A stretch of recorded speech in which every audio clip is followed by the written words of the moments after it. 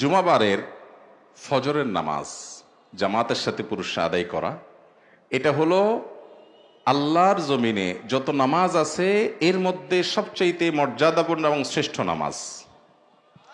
নবী করিম সাল্লাল্লাহু আলাইহি সাল্লাম বলেছেন, আফদালুস সালাওয়াতি সালাতুল ফজরে ইয়াউমাল জুমআতি মাআল জামাআহ।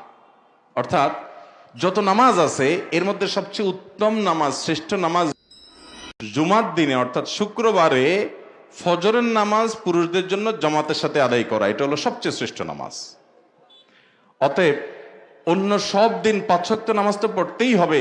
ফজরের নামাজের গুরুত্ব বিশেষ কারণে গুরুত্বপূর্ণ, কারণ মুনাফিকদের জন্য, যারা আল্লাহর খাতায় মুসলমান না, দুনিয়াতে মানুষ মুসলমান জানে, এই ভয়াবহ মার্কা এবং এই ভয়াবহ অপরাধের অপরাধী বা এই টাইপের মানুষগুলোর একটা বড় মার্কা হলো যে তাদের জন্য ফজরের নামাজ পড়াটা অনেক কষ্টকর হয়ে যায়। অন্যগুলা টেনে টেনে পড়লেও ফজর নামাজ পড়তে পারে না। অতএব একজন ইমানদার হিসেবে আপনাকে চ্যালেঞ্জ নিতে হবে যে ফজরের নামাজ কোন অবস্থাতে আমার ছাড়া যাবে, যেভাবেই হোক ফজর আমাকে পড়তেই হবে।